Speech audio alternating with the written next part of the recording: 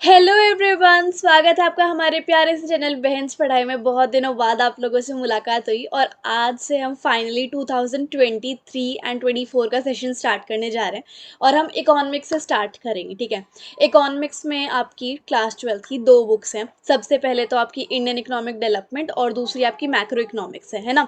तो आज जो हम चैप्टर करेंगे वो आपका इंडियन इकोनॉमिक डेवलपमेंट का पहला चैप्टर है, जो कि है Indian economy on the eve of independence. अब इसमें क्या बताया हुआ है हमारी इस बुक में कि देखो, आप इकोनॉमी को प्रेजेंट में पढ़ रहे हो कि आजकल जीडीपी के क्या हाल हैं, या फिर हमारे देश की या फिर वर्ल्ड की इकोनॉमी में क्या चल रहा है, क्रूड ऑयल के प्राइसेस क्यों बढ़ रहे हैं, महंगाई इतनी क्यों बढ़ रही है। और हमें फ्यूचर भी दिख रहा है कि इंडियन इकोनॉमी जो है वो अभी 5th नंबर पे आई है, वर्ल्ड टॉप इकोनॉमीज में आ गई है। आगे आगे कैसी होने वाली है हमारी इंडियन इकोनॉमी। लेकिन हम किसी भी चीज़ का प्रेजेंट एंड फ्यूचर तो देख रहे हैं, बट हमें उसी की हिस्ट्री यानी कि उसी चीज़ का पास्ट भी पता होना चाहिए, है ना। तो उस पास्ट को जानने के लिए, मतलब इंडियन इकोनॉमी के पास्ट को जानने के लिए हमने ये चैप्टर लॉन्च किया है, Indian economy on the eve of independence. ठीक है, ईव ऑफ इंडिपेंडेंस यानी कि जब हमें अंग्रेज़ों से आज़ादी मिली थी तो हमारी इकोनॉमी कैसी थी, वो हमें इस चैप्टर में डिस्कस करना है ना। जैसे कि आपको पता है, अंग्रेज़ों ने हमारे देश को बिल्कुल ही तहस नहस कर दिया था, सब कुछ ही बहुत बुरा कर दिया था। तो उस टाइम से लेकर आज तक क्या क्या स्टेप्स किए गए हमारी इकोनॉमी को बूस्ट करने के लिए, वो हमें बताया हुआ है। तो इसी जोश के साथ हम अपने इस चैप्टर को ख़त्म करते हैं। और ना एक चीज़ और ध्यान रखना, मैंने इस सब्जेक्ट के लिए आपको एनसीईआरटी से ही कवर करा है। क्यों? 12th में हो गया, आपका 12th का बोर्ड है, तो इसलिए चप्पा चप्पा पढ़ना बहुत इंपॉर्टेंट है। तो मुझे ये लगा कि नोट्स से अच्छा मैं आपको एनसीईआरटी का एक एक पॉइंट बताऊं, ताकि आपके नंबर अच्छे आ जाए और हम सारे पॉइंट्स को डिस्कस कर ले, कुछ भी रह ना जाए। So that's why will consider NCERT, है ना। It is the bible for our board exam. Okay, अच्छा, अब हम स्टार्ट करते हैं अपनी एक्सप्लेनेशन से। Let's begin our chapter Indian economy on the eve of independence. Instagram पे फॉलो ज़रूर कर लेना फॉर डेली अपडेट्स, और टेलीग्राम पे आपको अगर नोट्स चाहिए तो टेलीग्राम पर मैंने सारे नोट्स ऑलरेडी शेयर कर दिए हैं, उन दोनों को फॉलो कर लेना। ओके, सो इस चैप्टर को पढ़ने के बाद हमें क्या पता चलेगा कि become familiar with the state of Indian economy, की हमारी जो इकोनॉमी है उसकी क्या हालत थी पहले। सबसे पहले मैं आपको बता दूं कि इकोनॉमी का क्या मतलब होता है। देखो, इकोनॉमी में आपके क्या क्या चीज़ें आ जाती है। इसको हिंदी में आप बोलोगे हमारे देश की अर्थव्यवस्था। अर्थव्यवस्था इज इकोनॉमी। ठीक है, इसके अंदर क्या क्या आ जाते हैं, जैसे कि आपका जो एग्रीकल्चर सेक्टर है यानी कि खेती बाड़ी, वो इकोनॉमी में आ जाता है। आपकी जितनी भी इंडस्ट्रीज़ हैं, फैक्ट्रीज़ हैं, यानी कि मैन्युफैक्चरिंग सेक्टर। तीसरा आपका टर्शरी सेक्टर, जैसे कि कम्युनिकेशन, बैंकिंग, इंश्योरेंस, ट्रांसपोर्टेशन, ये सब भी इकोनॉमी में आता है। तो तीनों सेक्टर्स इकोनॉमी में आ गए। दूसरा, हमारे देश का इंफ्रास्ट्रक्चर कैसा है, ब्रिजेस, रेलवेज, कम्युनिकेशन, ये सब चीज़ें, सर्विसेज सेक्टर। ठीक है, और तीसरे में आपका आ जाता है कि हमारे देश के लोग क्या क्या ऑक्यूपेशन, किस किस चीज़ से वो पैसा कमा रहे हैं, है ना।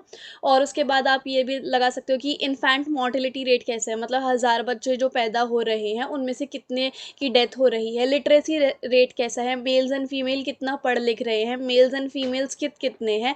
और भी इसके अंदर बहुत सारी चीज़ आ जाती है हमारी इकोनॉमी में, जैसे कि birth rate and death rate कितना है। तो ये सब चीज़ें सब कुछ मिला के, यानी कि टोटल इनकम कितनी है हमारे देश की, कितने प्रोडक्ट्स बन रहे हैं, कितने फाइनल प्रोडक्ट्स बन रहे हैं, वो सभी चीज़ें आपकी इकोनॉमी में आते हैं। तो अब इस चैप्टर में हम ये सीखेंगे कि 1947 में जब हमारे देश को इंडिपेंडेंस मिली थी फ्रॉम द ब्रिटिशर्स, तो वहाँ पर हमारी इंडियन इकोनॉमी की कैसी हालत थी, कैसी स्टेट थी। ठीक है, और अंडरस्टैंड द फैक्टर्स, कुछ ऐसे फैक्टर्स जिनकी वजह से हमारी इंडिया की जो इकोनॉमी है वो अंडर डेवलप हो गई। हमारी जो इंडिया है वो बिल्कुल ही बढ़ोतरी नहीं कर पा रही थी। क्यों नहीं कर पा रही थी, वो सब चीज़ें हम जानेंगे। और क्यों हमारा जो देश है वो मंदा पड़ गया, है ना। क्यों अनएम्प्लॉयमेंट आई, ये सब चीज़ें हमें पढ़ना है। Okay, so let's begin our chapter from the introduction. अब इंट्रोडक्शन में क्या बताया हुआ है कि जो इंडियन इकोनॉमिक डेवलपमेंट की आप बुक पढ़ रहे हो, इसका क्या बेसिक ऑब्जेक्टिव है कि ये आपको इंडियन इकोनॉमी के फीचर्स के बारे में बताए, है ना।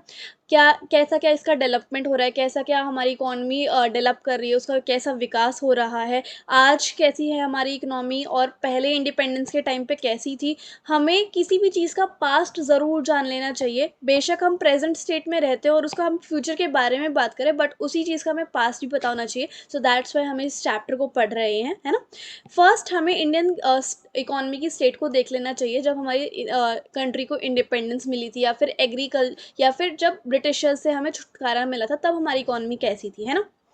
और अब पोस्ट इंडिपेंडेंस मतलब इंडिपेंडेंस मिलने के बाद क्या क्या गवर्नमेंट ने स्टेप्स किए थे उस चीज़ को सुधारने के लिए। The structure of India's present day economy, जो हमारी आज की इकोनॉमी का स्ट्रक्चर है, पूरा का पूरा ढांचा है, वो सिर्फ इसलिए नहीं हो पाया क्योंकि हमारी गवर्नमेंट ने स्टेप्स किए हैं बहुत सारे उसको सुधारने के लिए, बट उसकी जो रूट्स हैं, उसकी जो जड़ें हैं, वो उसके पास्ट के साथ, उसकी हिस्ट्री के साथ भी कनेक्टेड होते हैं, है ना। जब हमारा देश जो था वो ब्रिटिशर्स के अंडर में था, है ना। तो ब्रिटिशर्स का क्या बेसिक रूल था, मतलब क्या मकसद था इंडिया को कब्जा करने का, वो एक तो ये था कि ना उन्होंने हमारे देश में जैसे हमारा जो देश था इंडिया, वो बहुत सारा रॉ मटेरियल्स को सप्लाई करता था, है ना। हमारे इंडिया में बहुत ज़्यादा हैंडीक्राफ्ट वाली मार्केट थी, मतलब लोग बाग जो है हाथ से बुना करते, कॉटन टेक्सटाइल थी और भी बहुत सारे टेक्सटाइल थे। तो वो इंडिया जो है अपनी फाइनेस्ट कॉटन के लिए, सिल्क के लिए बहुत ज़्यादा फेमस था वर्ल्ड वाइड, ठीक है। तो ब्रिटिशर्स जब आए इंडिया में तो उनका सोल पर्पज़ क्या था इंडिया की इकोनॉमी को तहस नहस करने का, कि हम जो है इंडिया का जो एक्सपोर्ट है, कि वो इतना जो एक्सपोर्ट करता है उसको कम कर देते हैं ना, बाकी कंट्रीज़ के साथ लिंकेज काट देते हैं, इसका सारा जो एक्सपोर्ट है वो सिर्फ हम ब्रिटेन में पहुंचा देते हैं। पहला पर्पस तो ये था, है ना। The sole purpose of British colonial rule in India was to reduce the country of being raw material supplier to Great Britain, कि ब्रिटेन में जाएगा सारा का सारा माल, है ना। तो और यहाँ पर ताकि ब्रिटेन में सारी की सारी फैक्ट्रीज जो है वो चलने लग जाए, और ब्रिटेन जो हमारे रॉ मटेरियल से सामान बनाएगा वो सारा प्रोडक्ट बन के इंडिया में ही आएगा और इंडियन के मार्केट में बिकेगा, लोग वह खरीदेंगे। तो ये ब्रिटेन का बहुत बड़ा मकसद था, इसलिए उन्होंने क्या किया था, इंडियन की इकोनॉमी तहस नहस करने की कोशिश की थी। अब आते हैं हम अगले टॉपिक पे, जो कि है low level of economic development under the colonial rule. जब कॉलोनियल रूल था, ब्रिटिशर्स का राज था, तो हमारा जो इकोनॉमिक विकास था वो बहुत लो लेवल पर था। अब ऐसा क्यों था वो देख लेते हैं ना। इंडिया एक इंडिपेंडेंट कंट्री थी जब ब्रिटिश रूल नहीं आया था, तो वो बहुत इंडिपेंडेंट थी। एग्रीकल्चर, खेती बाड़ी मेन स्कोप था, जहाँ पर बहुत सारे लोग जो है इंडल्ज होते थे और खेती बाड़ी करके अपना लाइवलीहुड चलाते थे, ये हमें पता है, फैक्ट है ना। अब बहुत सारी मैन्युफैक्चरिंग एक्टिविटीज़ भी आ गई थी इंडिया के अंदर, ठीक है, मतलब फैक्ट्री एरिया भी आ गया था। और हमारी इंडिया जो है हैंडीक्राफ्ट इंडस्ट्री के लिए बहुत ज़्यादा फेमस थी। हैंडीक्राफ्ट यानी कि वो वाली इंडस्ट्री, जैसे कुछ कुछ हाथ से बनाने के आइटम्स हो गए। टेक्सटाइल इंडस्ट्री भी, जैसे बुनाई का काम हाथ से ही होता था, कढ़ाई का काम भी हाथ से ही होता था, खादी भी बनता था। तो ऐसे बहुत सारी जो हाथ से बनने की चीज़ें होती थी, वैसी वैसी इंडस्ट्रीज़ आ गई थी, है ना। कॉटन एंड सिल्क टेक्सटाइल्स भी मशीन से नहीं, हाथ से बनते थे। मेटल और बहुत सारे स्टोन वर्क्स भी हाथ से किए जाते थे। तो इंडिया में एग्रीकल्चर के साथ साथ ये सारी चीज़ें भी स्टार्ट हो गई थी पहले ही, है ना। और ये जो प्रोडक्ट्स थे जो इंडिया बनाता था वो पूरा वर्ल्ड इंजॉय करता था। हमारी इंडिया की बहुत अच्छी रेपुटेशन थी बाहर भी, क्योंकि हमारी इंडिया का जो सामान था वो बहुत अच्छा था, है ना। हाई क्वालिटी ऑफ क्राफ्टमैनशिप भी पूरे इंडिया को दिखती थी, और इंडिया जो है वो थोड़ा बहुत इम्पोर्ट भी कर लेता था। अब एक टेक्सटाइल इंडस्ट्री इन बंगाल वाला टॉपिक देखो। एक मुस्लिम नाम का कपड़ा होता है, वो कॉटन टेक्सटाइल का ही पार्ट होता है। जैसे हम आजकल हमारी मम्मी या फिर हमारे बड़े बोलते हैं ना, मलमल का कपड़ा। और वो मलमल का कपड़े के बारे में क्या बताते हैं कि अगर उस कपड़े को हम किसी अंगूठी में से भी गुजार देंगे ना, तब भी वो निकल जाए, इतना अच्छा मलमल का कपड़ा होता था बहुत। मतलब ऐसा होता था कि अगर आप उसको फोल्ड कर दोगे ना, तो आप उसको किसी माचिस की डिब्बी में भी रख सकते हो। तो ये वाला कपड़ा होता था, और ये वाला कपड़ा हमारी इंडिया में से आता था, ठीक है। तो यहाँ पर देखो, पहले इसके ओरिजिन जो थे वो बंगाल में थे, और ढाका में भी थे इसके। अब ढाका जो है वो बांग्लादेश का पार्ट है, ठीक है। और मुस्लिन या फिर मलमल का कपड़ा जो है वो ब्रिटिशर्स भी यूज़ करा करते हैं, और बहुत सारे फॉरेनर्स भी यूज़ करा करते हैं, रॉयलिटी। और वो इसको मलमल शाही या फिर मलमल खास भी बोलता करते हैं, क्योंकि ये बहुत रॉयल कपड़ा था, है ना। तो ये फर्स्ट पेज में ये बताया हुआ है। अगले पेज में क्या बताया हुआ है, अब जो इकोनॉमिक पॉलिसी ब्रिटिश गवर्नमेंट ने लॉन्च की थी इंडिया के अंदर, वो किस लिए लॉन्च की थी, ताकि वो खुद की कंट्री का फ़ायदा देख सके। ऑब्वियसली उनको इंडिया से कोई मतलब नहीं था। इंडिया का माल, रॉ मटेरियल लिया, ब्रिटेन में सप्लाई किया सस्ते रेट पर, उसके बाद ब्रिटेन से फिनिश्ड गुड ला के इंडिया में कर दिया, और इंडिया के बाकी दूसरे देशों से कन्नी काट दी। इस तरीके से उनका मेन मकसद यही था, है ना, interest of their home country. अब ऐसी पॉलिसीज़ के कारण हमारे इंडियन इकोनॉमी में बहुत सारे चेंजेस आए। हम जो सप्लायर थे रॉ मटेरियल के, वो सप्लाई जो है बाकी कंट्रीज़ के साथ कनेक्शन कट करके उन्होंने कहाँ पे भेज दिया, अपनी होम कंट्री में, और फिर वो गुड्स बनाते थे और वो इंडिया में इम्पोर्ट किए जाते थे, है ना। सो इसलिए कॉलोनियल गवर्नमेंट ने कभी भी इंडिया की नेशनल इनकम और पर कैपिटा इनकम को कैलकुलेट करने की कोशिश नहीं की। और कुछ लोगों ने करने की कोशिश भी की, तो बहुत ज़्यादा कॉन्फ्लिक्टिंग होते थे, मतलब तू मैं हो जाती थी कि तुम क्यों कर रहे हो नेशनल इनकम को कैलकुलेट, है ना। जैसे कई लोग थे लाइक दादा भाई नावरोजी, विलियम डिग्बे, फ्राइडे सालिस और वी राव, तो इन लोगों ने बहुत कोशिश की थी, और आरसी देसाई ने, इन लोगों ने बहुत कोशिश की कि हम नेशनल इनकम को कैलकुलेट करें, लेकिन उनमें से एक राव ही थे जिनका जो कैलकुलेट करने का तरीका था ना नेशनल इनकम, वो ज़्यादा सुटेबल माना गया था। ओके, अब आते हैं हम 1.3 सेक्टर पे, जो कि है एग्रीकल्चरल सेक्टर की। इंडियन इकोनॉमी इंडिपेंडेंस के टाइम पे एग्रीकल्चर सेक्टर कैसा था। ओके, तो फिर ब्रिटिश राज के दौरान जो इंडिया की पॉपुलेशन थी ना, अबाउट 85% कंट्री की जो पॉपुलेशन थी, वो ज़्यादातर खेती बाड़ी के ऊपर ही डिपेंडेंट थी, ताकि खेती बाड़ी में से जो भी फसलें आएंगी थोड़ा सा तो वो अपने लिए रख लेंगे और थोड़ा वो बेच आएंगे। इस तरीके से सब कुछ चलता था ब्रिटिश राज में, है ना। तो एग्रीकल्चरल पॉपुलेशन जो थी ना एग्रीकल्चर सेक्टर में, वो धीरे धीरे स्टेगनेट हो गई, मतलब मंदा पड़ने लग गया एग्रीकल्चर सेक्टर। क्यों? क्योंकि यहाँ पर देखो, एग्रीकल्चर प्रोडक्टिविटी बिकम लो, बहुत लो हो गई। ऐसा क्यों हुआ स्टेगनेशन? वो इसलिए हुआ क्योंकि लैंड सेटलमेंट, बहुत सारे सिस्टम आ गए थे लैंड सेटलमेंट के, जो कि कॉलोनियल गवर्नमेंट लेके आई थी। और सबसे पहला था जमींदारी सिस्टम। कौन सा था? जमींदारी सिस्टम। ये हम बहुत पहले से भी पढ़ के आ रहे हैं। ज़मींदारी सिस्टम की वजह से जो एग्रीकल्चर प्रोडक्टिविटी थी, यानी कि जो भी क्रॉप्स वगैरह आती थी, वो बहुत कम हो गई। अब ये क्या था वो मैं आपको बताती हूँ, लेकिन पीछे एक टॉपिक रह गया हमारा कि प्री ब्रिटिश इंडिया, जब ब्रिटिशर्स नहीं आए थे हमारे इंडिया में, तब एग्रीकल्चर कैसा था। तो एक फ्रेंच ट्रैवलर थे जिनका नाम था बर्नियर, वो एक बार आए होंगे बंगाल में 17th सेंचुरी के दौरान। तो उन्होंने क्या देखा कि भाई, उन्होंने ये बताया कि जब मैं बंगाल आया था ना 17वीं शताब्दी में, मैंने 2 विज़िट किए बंगाल के, और मुझे ये दिखा कि ये तो इजिप्ट से भी बहुत ज़्यादा रिच है। क्यों? क्योंकि उन्होंने अपनी आँखों से देखा कि इतना अच्छा कॉटन, वो भी भर-भर के, सिल्क, राइस, शुगर, बटर, और खुद जो वहाँ के किसान होते थे, वो खुद के कंज़म्पशन के लिए भी रखते थे और साथ के साथ बहुत बेचते भी थे। और यहाँ पर wheat, vegetable, grain, fowls, ducks, geese, ये सब चीज़ भी थी वहाँ पर, मतलब इतने सारे एनिमल्स, हर्ड्स वगैरह, कैटल्स वगैरह भी थे, है ना। फ्लॉक ऑफ शीप एंड गोट और पिग भी थे, फिशिंग भी थी, और राजमहल भी था वहाँ पे, और वहाँ पे सी भी था, ताकि जो एक्सपोर्ट इम्पोर्ट का प्रोसीजर है, ट्रांसपोर्टेशन का प्रोसेस है, कैनाल्स का प्रोसेस है, वो सब कुछ बहुत अच्छे से होता था, मतलब काफ़ी अच्छा था। इजिप्ट से भी बहुत ज़्यादा अमीर था, यानी कि प्री ब्रिटिश इंडिया इतना ज़्यादा अच्छे तरीके से फ्लोरिश कर रहा था एग्रीकल्चर में, ठीक है। लेकिन जब ब्रिटिशर्स आए तो एग्रीकल्चर मंदा पड़ गया। क्यों? क्योंकि लैंड सेटलमेंट सिस्टम्स आ रहे थे, और उसमें से पहला सेटलमेंट सिस्टम था ज़मींदारी सिस्टम। अब मैंने ईज़ के लिए यहाँ पे लिखा हुआ है कि ज़मींदारी सिस्टम क्या होते थे। तो ज़मींदार कौन होते थे? जिनकी ज़मीन होती थी, वो ओनर होते थे अपनी ज़मीन पर, और उस ज़मीन पर कौन काम करते थे? पीजेंट्स काम करते थे, है ना।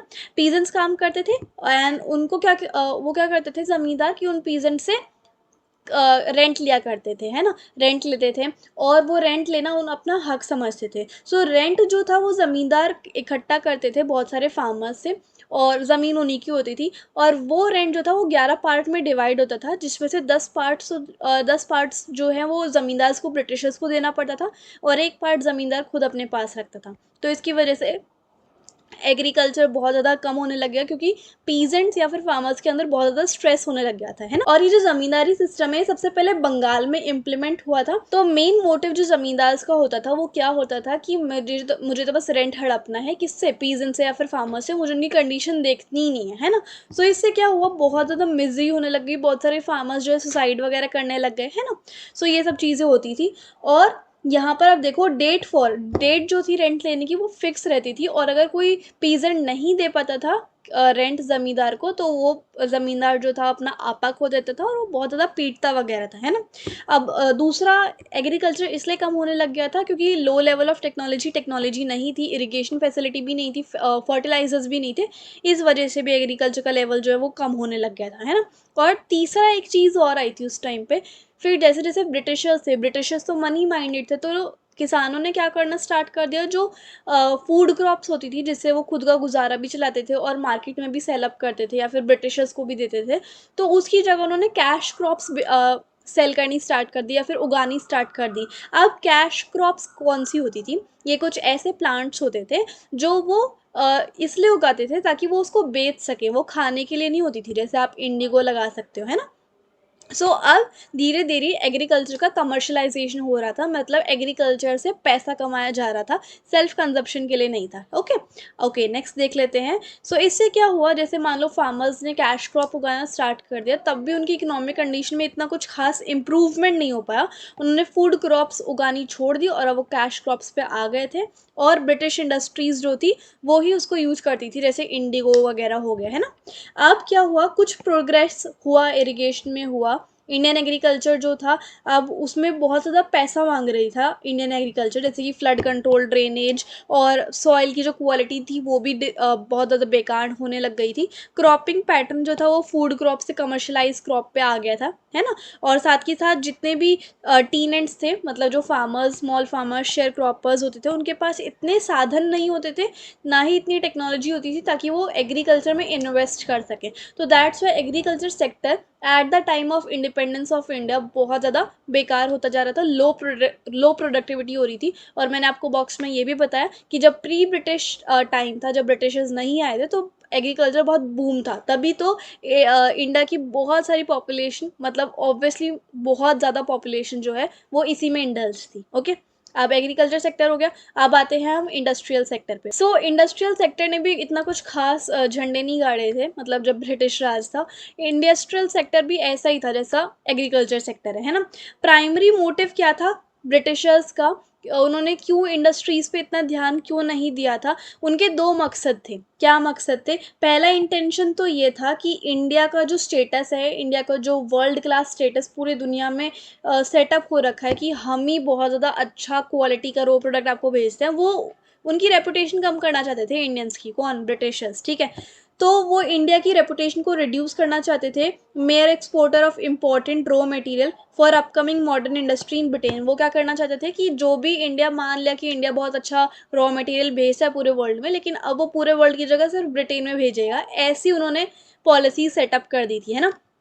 Second, to turn into a market. Second, वो ये चाहते थे कि जैसे इंडिया का जितना भी बढ़िया बढ़िया रॉ मटेरियल है वो पूरे वर्ल्ड को ना भेज के सिर्फ हम ब्रिटेन में भेजेंगे। ब्रिटेन में फैक्ट्रीज लगेंगी, ब्रिटेन की फैक्ट्रीज उन रॉ मटेरियल को, इंडियन रॉ मटेरियल को यूज़ करेंगी, प्रोडक्ट बनाएंगी। जो प्रोडक्ट बनेगा वो इंडियन भेज के इंडिया में इंपोर्ट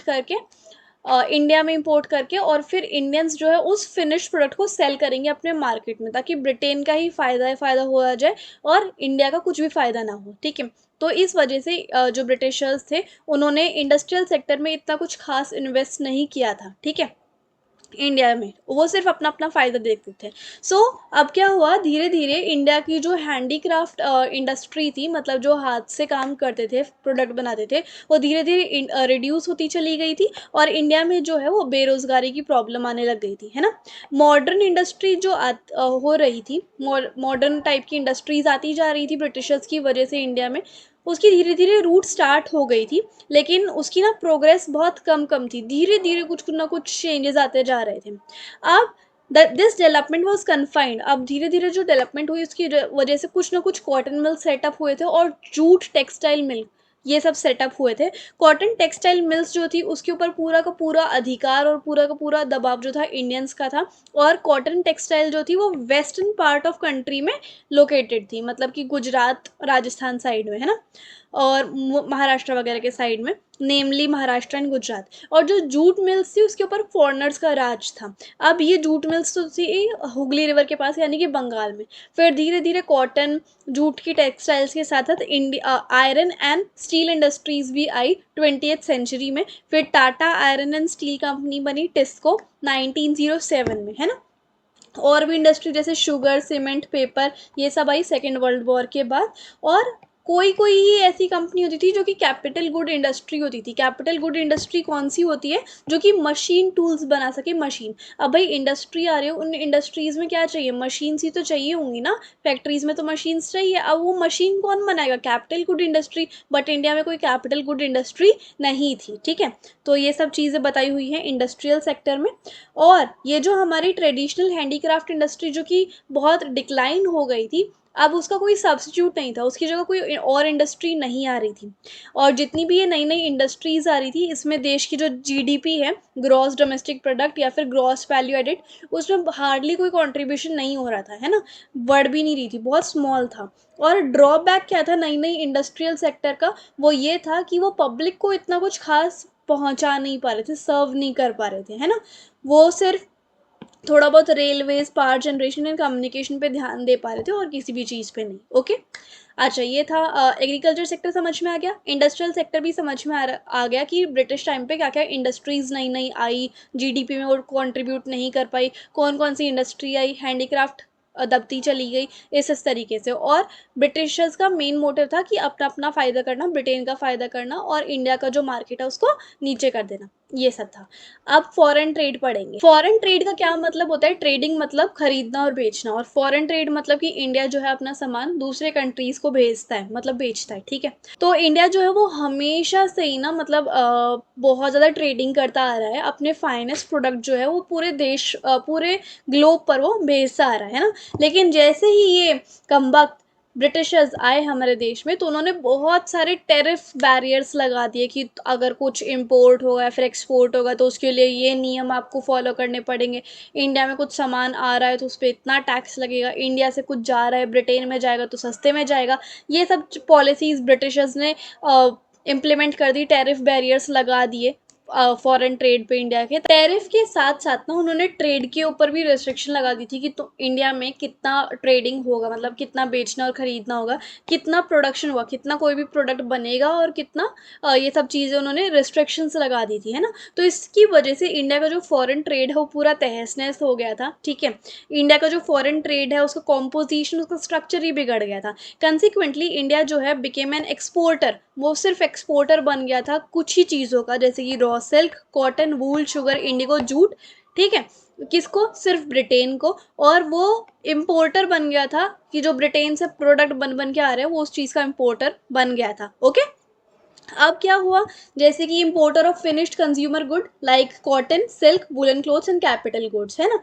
अब यहाँ पर फैक्ट्रीज ऑफ ब्रिटेन, ये तो मैंने आपको बता दिया। ब्रिटेन जो थे, ब्रिटिशर्स या फिर ब्रिटेन ने क्या किया कि जो इंडिया का एक्सपोर्ट था, मतलब इंडिया जो भी चीज़ें बेचता था, ब्रिटेन ने उसके ऊपर मोनोपोली बना ली, है ना, कि हमारा कब्जा है पूरा इंडियन के एक्सपोर्ट के ऊपर और इम्पोर्ट के ऊपर भी। जैसा हम चाहेंगे वैसा ये एक्सपोर्ट करेगा, वहाँ पर वो एक्सपोर्ट करेगा, और जैसा हम चाहेंगे वो वाला माल इंडिया में आएगा। तो पूरा मोनोपोली बना लिया था, है ना। अब क्या हुआ? Half of Indian foreign trade, मतलब इंडिया का जो हाफ ऑफ फॉरेन ट्रेड था वो ब्रिटिशर्स के हाथ में था, while rest of the allowed, बाकी जो हाफ ऑफ ट्रेड था वो थोड़ा बहुत वो चाइना के साथ कर लेते थे, लाइक ओपियम जैसी ड्रग्स के लिए, श्रीलंका के लिए, ईरान के लिए। और धीरे धीरे ना एक कैनाल ओपन हुआ जिसका नाम था स्यूज कनाल, है ना। स्यूज कनाल जो है वो ब्रिटिश कंट्रोल में था और वो इंडियन फॉरेन ट्रेड में हेल्प करता था। अब हम देखते हैं स्यूज कनाल के बारे में। यहाँ पर देखो, ये आपको पिक्चर दिखेगी स्यूज कनाल की, इसको हम थोड़ा सा एनलार्ज करते हैं। यहाँ पर देखो, ये था आपका यूनाइटेड किंगडम। यूनाइटेड किंगडम ये वाला पार्ट, ठीक है, ये ब्रिटिशर्स थे। यहाँ से धीरे धीरे आके ये समुद्री इलाका है, इधर एंटर करके इन गलियों में, फिर यहाँ पर देखो ये मेडिटेरेनियन सी है, यहाँ से होते होते होते होते फिर इधर ये है आपका स्यूज कनाल, है ना। इधर से आएंगे, ये यहाँ पर रेड सी है, और इधर इधर से आके ये अरेबियन सी है, और ये इंडिया में यहाँ पर आता था। मतलब कुल मिला के ये वाला जो एरिया आपको दिख रहा है ना, यहाँ से ब्रिटिशर्स इंडिया में एक्सपोर्ट इंपोर्ट करा पाते थे। और ये वाला जो इलाका है ना, ये वाला, this is Suez canal. Okay, तो ऐसे स्यूज कनाल के थ्रू जो है वो क्या होता था, इंडिया फॉरेन ट्रेड होता था। ब्रिटिशर्स एंड इंडिया के बीच में जितना भी एक्सपोर्ट एंड इम्पोर्ट होना होता था वो इसी के थ्रू होता था, है ना। अब इंडिया में क्या हुआ? लार्ज एक्सपोर्ट सरप्लस हो गया, मतलब इंडिया के पास बहुत सारे प्रोडक्ट्स हो गए। अब उन्हें एक्सपोर्ट करना है बहुत ज़्यादा, मतलब काफ़ी ज़्यादा एक्सपोर्ट इंडिया के पास हो गया, काफ़ी ज़्यादा प्रोडक्ट उसके पास पहले ही बन के रेडी हो गए थे, है ना। बहुत सारे कमोडिटीज़ थे जैसे कि फूड, ग्रेन्स और क्लोथ्स। केरोसिन, इसकी स्कैरसिटी हो गई थी इंडिया में। एक्सपोर्ट सरप्लस का मतलब कि हमारे पास ज़्यादा माल है बेचने के लिए, लेकिन और ये एक अच्छी बात है कि हमारे पास ज़्यादा माल है बेचने के लिए स्टॉक में, लेकिन इससे हमारे इंडिया में पैसा आ सकता था, मतलब बहुत ज़्यादा, बट नहीं आ पाया। क्यों? क्योंकि ब्रिटिशर्स के हाथ में था सब कुछ। उन्होंने क्या किया, उस पैसे को उन्होंने एक्सपेंसेस में लगा दिया, खर्चे में लगा दिया। जैसे कभी कभी ब्रिटिशर्स अपना कोई ऑफिस खोल लेते थे, तो उसके लिए जो पैसा लगता था वो ले लिया इंडिया का, और वॉर में कुछ एक्सपेंसेस होते थे तो उसका इंडिया का पैसा ले लिया। तो ये सब चीज़ें होती थी और इंडिया की जो वेल्थ थी वो नहीं बढ़ पा रही थी।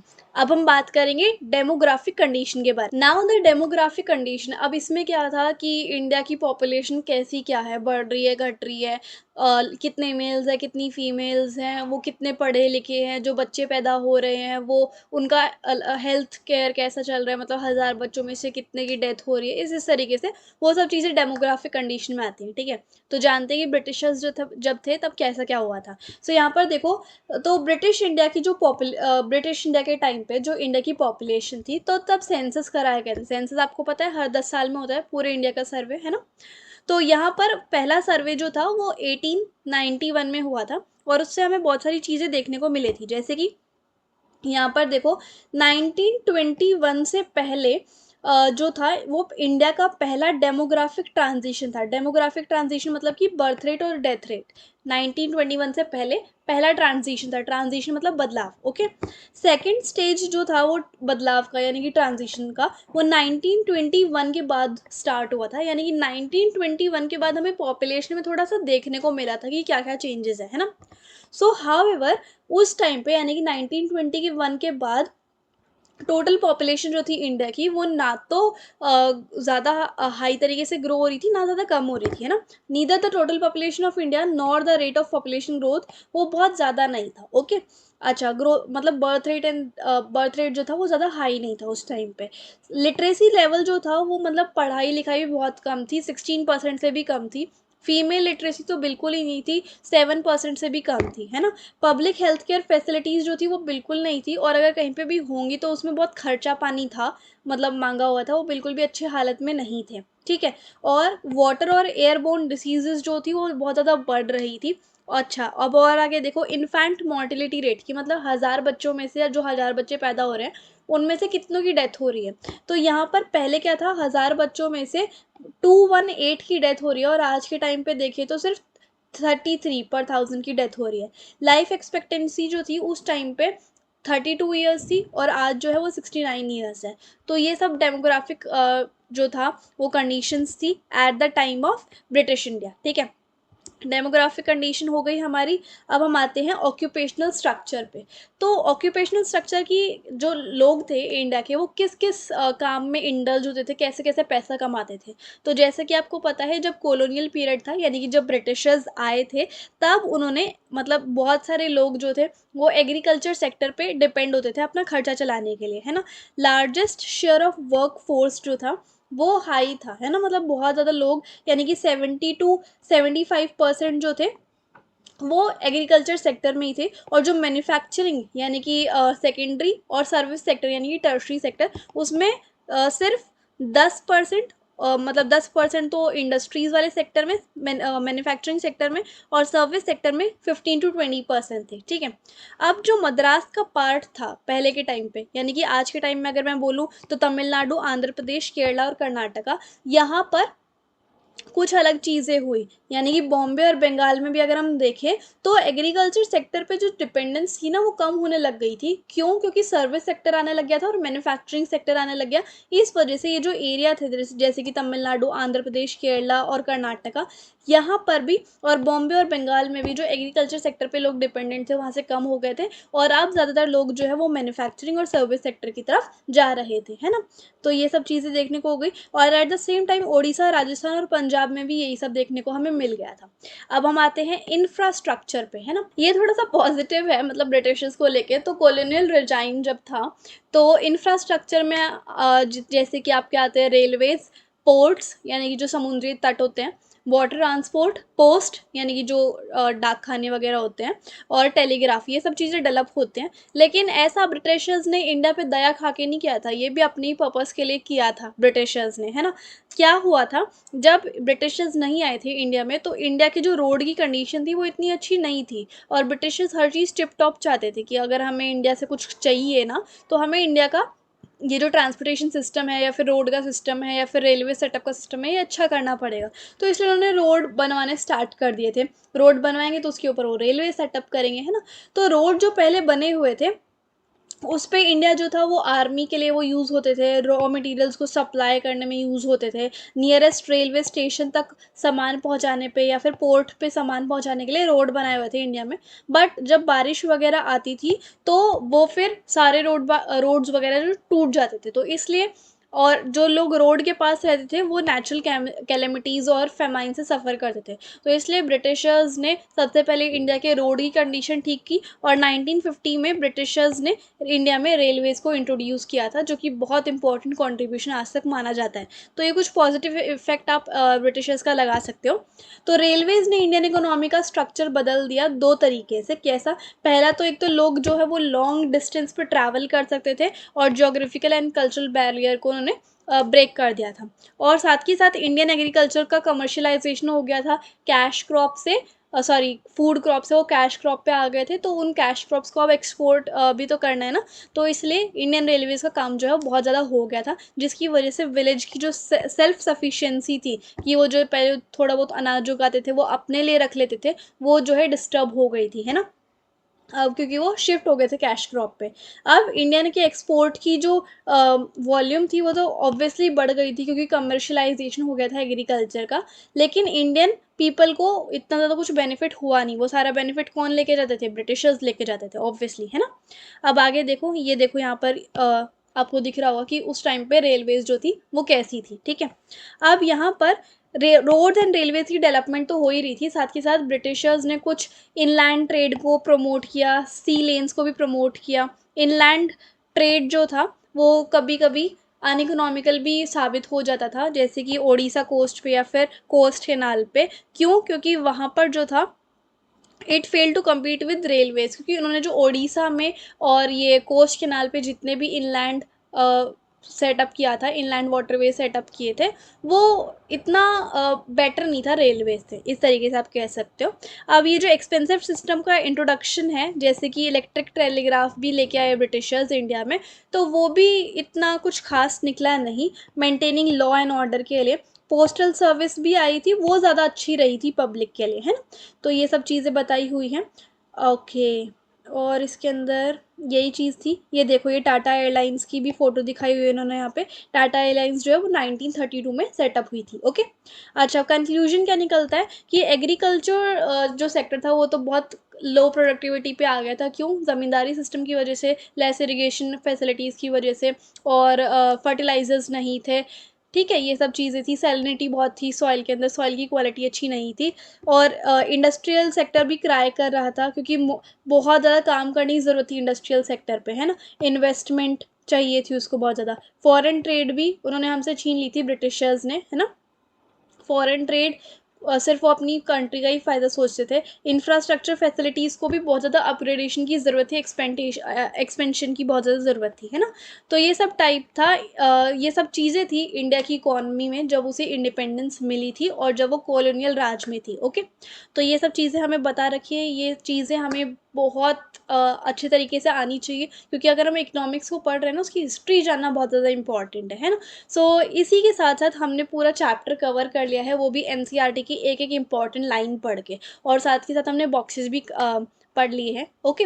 अच्छा, कोई भी डाउट आए तो आप मुझे इंस्टाग्राम पे डीएम कर सकते हैं। ये अगर नोट्स चाहिए आपको नोट्स की फॉर्म में, वो मैंने टेलीग्राम पे ऑलरेडी शेयर कर दी है, आप वहाँ से एक्सेस कर सकते हो। एंड आई होप आपको मेरा समझाने का तरीका और पढ़ाने का तरीका अच्छा लगा होगा। So if you like the video and the explanation, then please do like, share, comment and subscribe the channel. Thank you so much.